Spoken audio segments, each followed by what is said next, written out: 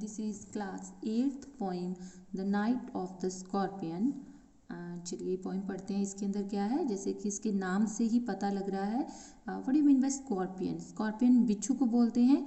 Night of the scorpion, it seems कि कुछ बिच्छू से रिलेटेड किसी रात की कोई स्टोरी या कोई बात इसमें बताई गई है। Let's discuss little about the poet. Firstly जो इसके पोइट हैं वो नाजिम एजिकल हैं। ये एक एक्टर, प्ले राइटर, एडिटर और एक क्रिटिक्स माने जाते हैं। इंडियन ज्विश पोइट माने जाते हैं ये।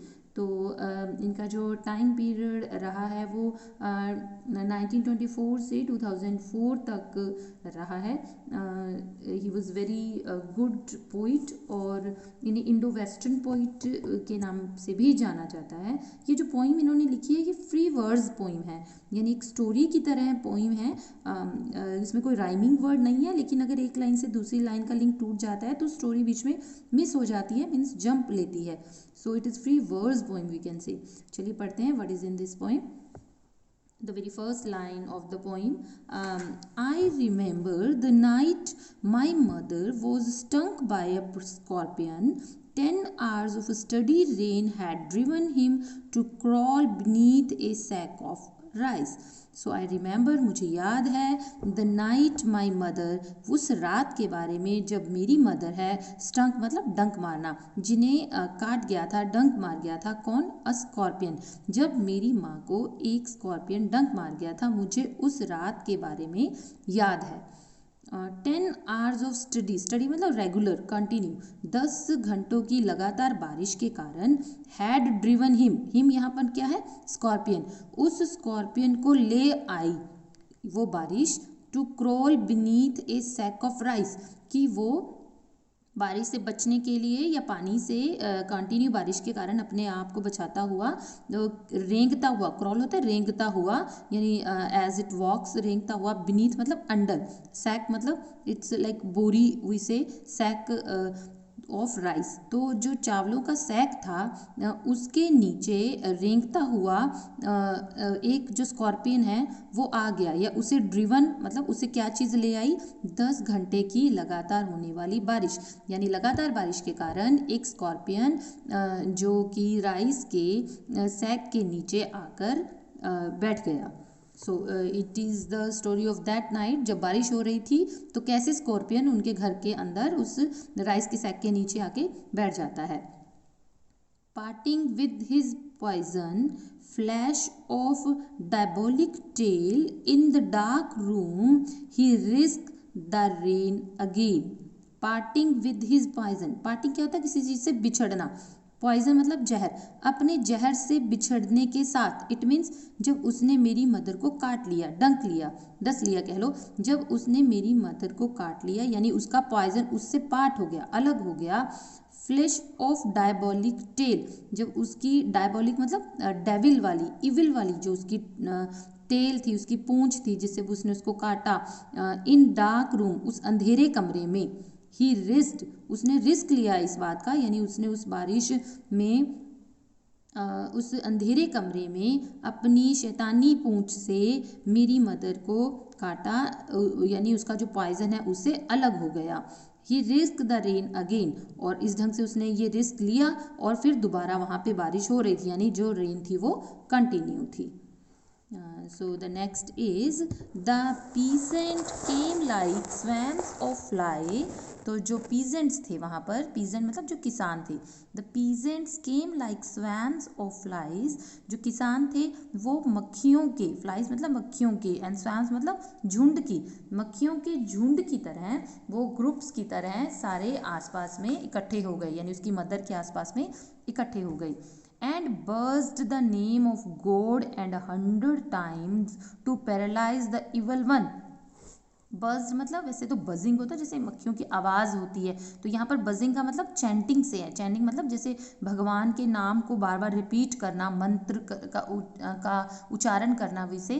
तो बज़ का मतलब मक्खियों के लिए उन्होंने एक ढंग से यूज़ किया है, बट हियर इट मीन्स वो इंसान, वो पीजेंट्स किसान जो कि ग्रुप में इकट्ठे हो गए थे मक्खियों के झुंड की तरह, बज़ कर रहे थे, यानी जैसे मक्खियाँ बोलती हैं तो यहाँ पर पीजेंट बोल रहे हैं, किसको बोल रहे हैं? वो भगवान के नाम को, यानी भगवान को याद कर रहे हैं। 100 टाइम्स, कितनी बार उन्होंने याद किया? 100 टाइम्स याद किया।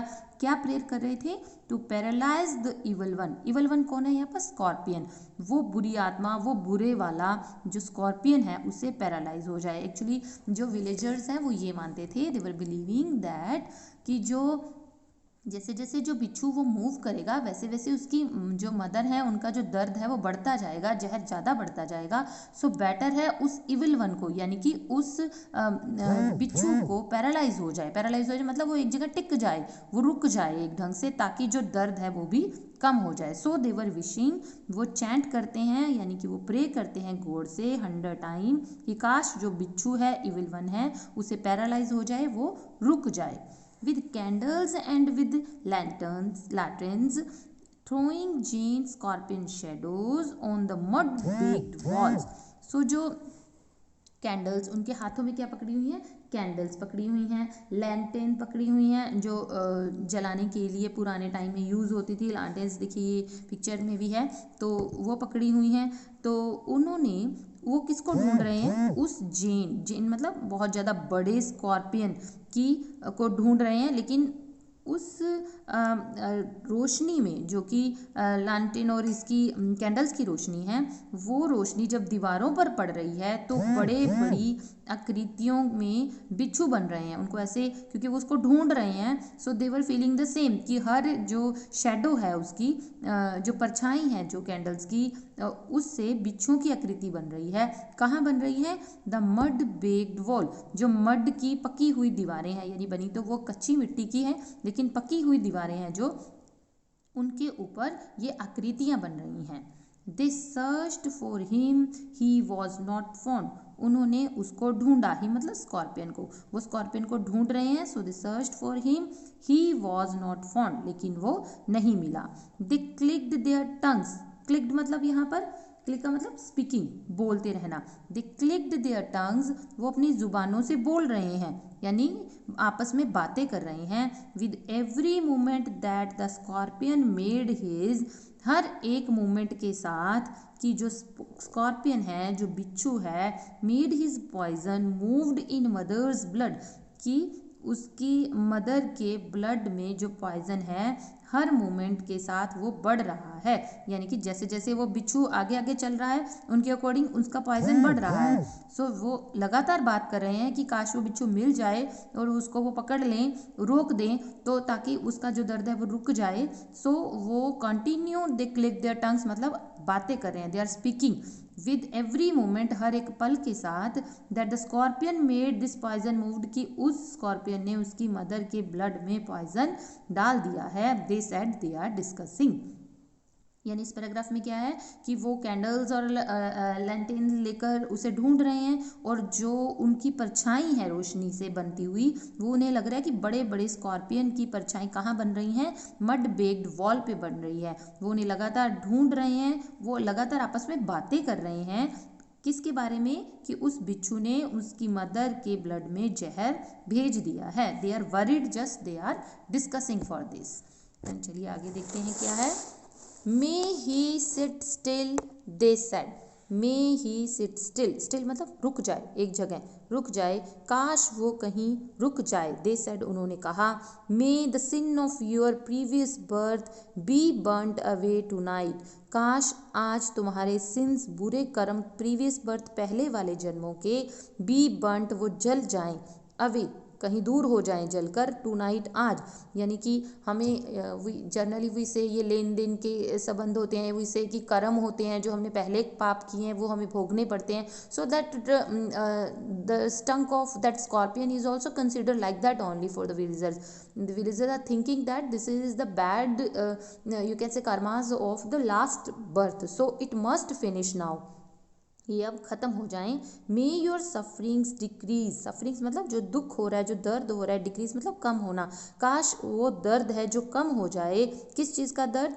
The misfortunes of your next birth, जो अगले जन्म में तुम्हें मिसफॉर्चून्स, बदकिस्मती का सामना करना पड़ेगा, वो कम हो जाए। दे सेड, उन्होंने कहा, यानी कि जो लेने देने का संबंध है, जो whatever the bite has happened, जो स्टंक हो गया है, और जो पुराने जन्म का कर्म है और आने वाले जन्म के जो कर्म है वो यहीं पर ही फिनिश हो जाएं, ख़त्म हो जाएं। May the sum of all evils, sum मतलब टोटल, टोटल ऑफ यानी कि सारी तरह के जो बुरे इवल्स का काम हैं, बुरे कर्म हैं, balanced in this unreal world, इस अनरियल वर्ल्ड में यानी जो ये संसार है इसमें ही बैलेंस हो जाए, ना ही कुछ पेंडिंग रहे कर्म, ना ही कोई आने वाले टाइम में भोगने पड़े, भुगतान करना पड़े उनका, वो यहीं पर ही फिनिश हो जाएं। तो they were just praying like this only, यानी जैसे धारणा बनी हुई है उनके अंदर, सो उसके अकॉर्डिंग ही वो बात कर रहे हैं। आगे वो कह रहे हैं that unreal word against the sum of good became diminished by your pain, may the poison purify your flesh, may the sum of all evil, जितने भी बुराइयां हैं, बुरे कर्म हैं, उनका जो टोटल है, balance in this unreal world, वो बैलेंस हो जाए इस अनरियल वर्ल्ड में, against the sum of good, जो अच्छे किए हैं उसके साथ, यानी बुरे कर्म इज इक्वल टू अच्छे कर्म, तो दोनों बैलेंस हो जाएं, बराबर हो जाएं कि कुछ भुगतान ना करना पड़े आने वाले टाइम में भी। बिकम डिमिनिशिंग मतलब कम होना, बाय योर पेन, आपके पेन से वो कम हो जाए, यानी वो कट रहे हैं कर्म, जो जो वो दर्द इस टाइम वो फील कर रही है उसकी मदर, तो उसे कट रहे हैं, तो मे ये बिल्कुल ही ख़त्म हो जाए अब। May the poison purify your flesh, flesh मतलब दैट बॉडी, ये प्योरीफाई आपका जो बॉडी है वो प्योरीफाई हो जाए उस पॉइजन से। द सेम थिंग कि सारे जो भी बुरे कर्म है वो बिल्कुल ख़त्म हो जाएं। of desire, may the poison purify your flesh of desire, flesh of desire मतलब जो आपकी इच्छा है आपके अंदर वो ख़त्म हो जाए। your spirit of ambition, जो आपकी ambition इच्छाओं की जो आपकी भावना है। they said and they sat around on the floor with my mother in the center, वो सारे कहाँ बैठे थे, उसी ही फ्लोर के ऊपर, ज़मीन के ऊपर, उसकी मदर के चारों तरफ, सेट अराउंड चारों तरफ बैठे थे। The peace of understanding on each face, उनके चेहरों पर एक अंडरस्टैंडिंग थी, एक समझ थी कि ये जो हुआ है उसे वो दर्द फील कर रही हैं, और this is the just old karmas. And more candles, more lanterns, more neighbours, more insects and the endless rate, बहुत सारे लोगों ने उसको ढूंढा जलाकर कैंडल्स को, और उसको बहुत सारे नेबर्स, पड़ोसी आ गए, अलग अलग तरह के इंसेक्ट्स बहुत थे वहाँ पर, और बहुत ज़्यादा बारिश भी थी, यानी लगातार बारिश तब भी हो रही थी। My mother twisted through and through groaning on a mat, groaning होता है जैसे कहराना, या यू कैन से किसी चीज़ से तड़पना, रेंगना एक ढंग से, जैसे दर्द हो रहा था उन्हें, तो मेरी मदर, ट्विस्टेड होता है मुड़ना, थ्रू एंड थ्रू अंदर ही अंदर, मतलब यू कैन से कि बार बार उनको दर्द हो रहा था तो वो इधर उधर हो रही थी। ग्रोनिंग ऑन मैट, मैट के ऊपर कहरा रही थी। माई फादर, जो मेरे फादर थे, स्पेक्टिक रैशनलिस्टिक, स्पेक्टिक मतलब नास्तिक थे, एंड रैशनलिस्टिक मतलब जो तर्क पे बात करते थे, जो कल्पना पे विश्वास नहीं करते थे, इन चीज़ों पे तर्कवादी थे। Trying every curse and blessings, वो हर तरह की कोशिश कर रहे थे, कर्स एंड ब्लेसिंग, ट्राइंग मतलब हर तरह की कोशिश कर रहे थे। पाउडर्स, हर तरह का पाउडर यूज़ कर रहे थे, मिक्सचर यूज़ कर रहे थे, हर्ब्स, जड़ी बूटियाँ यूज़ कर रहे थे, हाइब्रिड मतलब 2-3 जड़ी बूटियों को मिलाकर बनाना, तो उस तरह की चीज़ें यूज़ कर रहे थे, तो उन्होंने हर चीज़ यूज़ की, यानी and even poured a little paraffin, उन्होंने इवन थोड़ा सा paraffin, it's like a medicine, paraffin भी डाला, कहाँ, अपॉन द बिटन टो, उस उंगली के ऊपर जहाँ पर उस स्कॉर्पियन ने स्टंक किया था, बाइट किया था, उसके ऊपर भी उन्होंने वो दवाई डाली। Put a match to it, match to it मतलब उसे जलाना, मैच बॉक्स से मैच है, मैच टू, उसे हल्का सा जलाया, क्योंकि जलाने से जहर खत्म हो जाता है, सम फील लाइक दिस, कईयों को ऐसे भी लगता है। So put a match on it, उसे थोड़ा जला भी दिया। आई वॉच्ड, और मैं देख रहा था, the flames feeding on my mother, feeding मतलब खा रही थी, किसको खा रही थी, पैर को, क्या चीज़, फ्लेम, लपटें आग की, मेरी मदर के पैर को खा रही थी, मतलब मेरी मदर की जो टो के ऊपर जो बाइट थी वो जल रही थी, जो उसने काटा था वो जगह जल रही थी, तो मैं देख रहा था इतना हॉरिबल सीन कि how she is in pen.